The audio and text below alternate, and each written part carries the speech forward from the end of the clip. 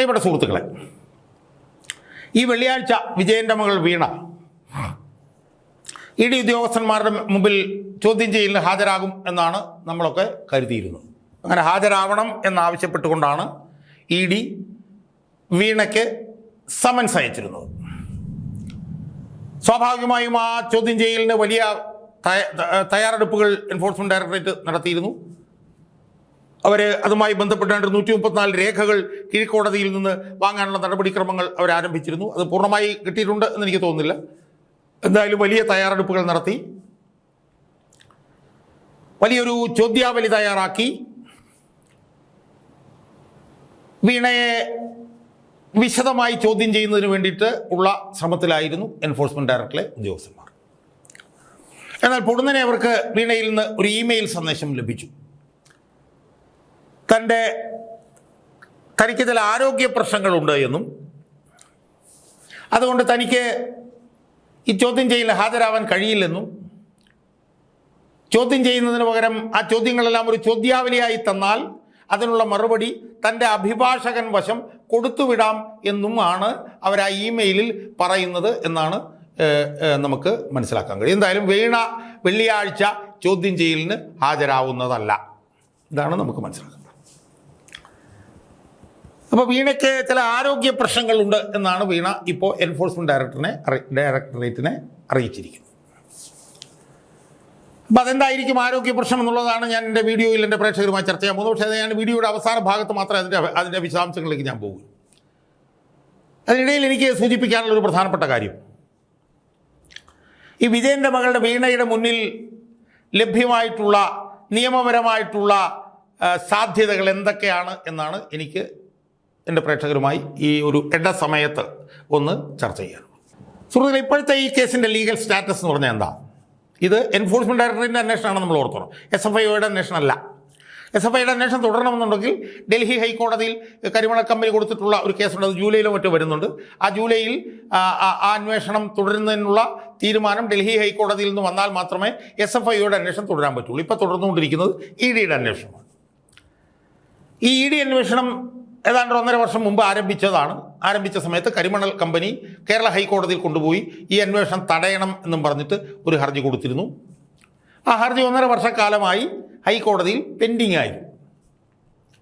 ആ പെൻഡിങ് ആയിട്ടുള്ള കേസിലാണ് മെയ് 26-ാം തീയതി ഹൈക്കോടതി സിംഗിൾ ബെഞ്ച് ജഡ്ജിയായിട്ടുള്ള TR രവി എൻഫോഴ്സ്മെൻറ്റ് ഡയറക്ടറേറ്റിന് അന്വേഷണം തുടരാം എന്ന് പറഞ്ഞുകൊണ്ട് ആ സ്റ്റേ നീക്കിയത്.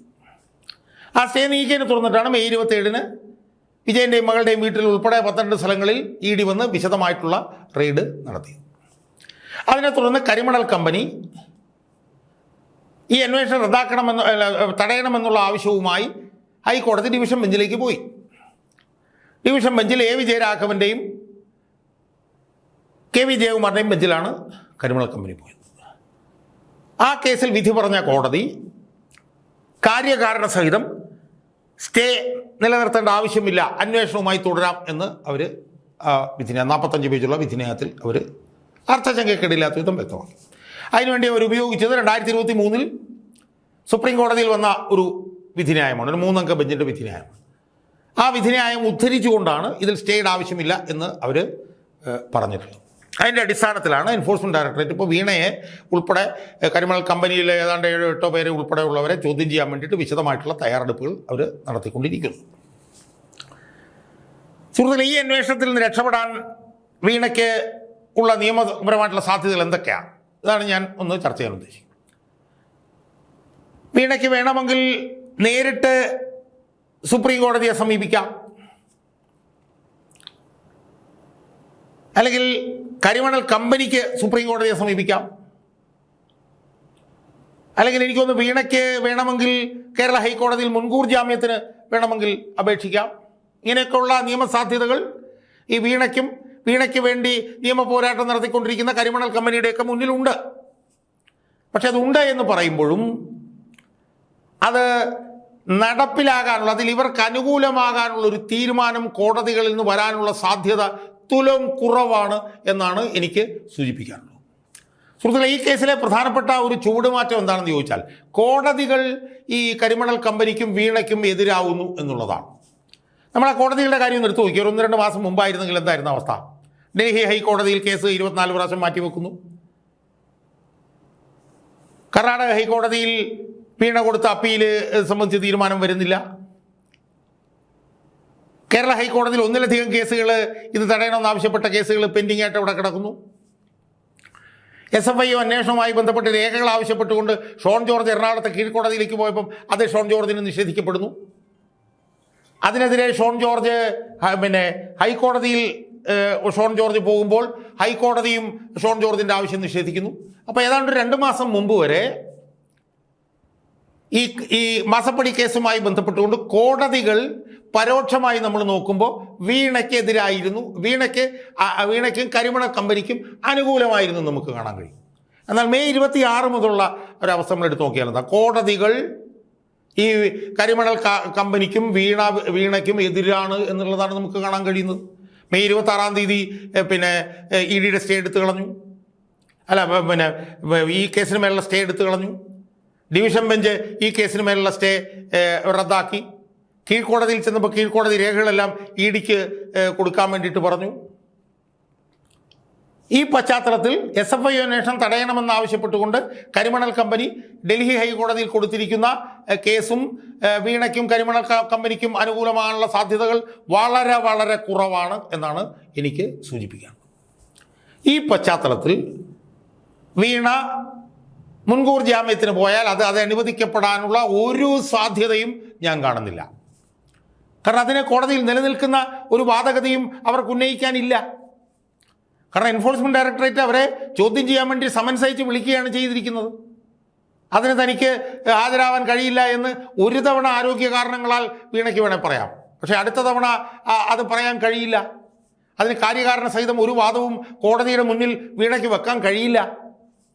അതുകൊണ്ട് തന്നെ ഇത്തവണ ഒരു തവണ ചോദ്യം ചെയ്യലിൽ നിന്ന് ഒരു തവണ വീണയ്ക്ക് വേണമെങ്കിൽ മാറി നിൽക്കാം. ഇനി വീണ അതിൻ്റെ ഇടയിൽ മുൻകൂർ ജാമ്യത്തിന് കോടതിയിൽ പോയെന്ന് വിചാരിക്കുക. കോടതിയിൽ പോയി കഴിഞ്ഞാൽ എന്താ സംഭവിക്കാൻ ഉള്ള സാധ്യത? മുൻകൂർ ജാമ്യം കൊടുത്തില്ലെന്ന് വിചാരിക്കുക.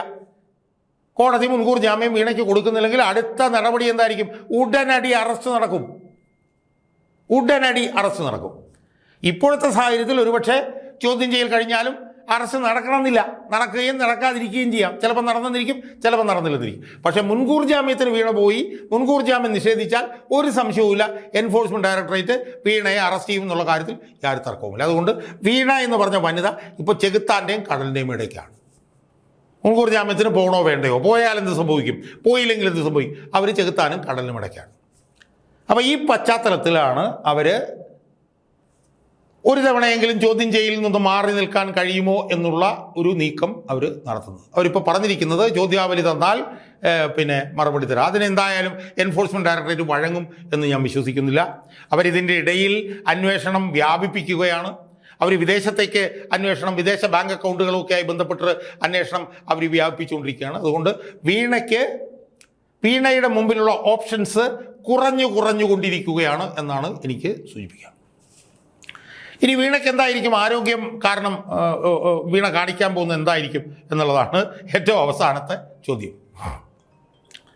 ഞാൻ മനസ്സിലാക്കുന്നത് വീണയുടെ മാറാരോഗം മുട്ടിടിയാണ് എന്നാണ്. മുട്ടിടി എന്ന് പറയുന്ന മാറാരോഗമാണ് വീണയ്ക്ക് ഇപ്പം ഉണ്ടായിരിക്കുന്നത് എന്നാണ് എനിക്ക് തോന്നുന്നത്. കാരണം പേടിച്ച് ഭയപ്പെടുമ്പോഴാണല്ലോ ഈ മുട്ടിങ്ങനെ ഇടിക്കുന്നത്.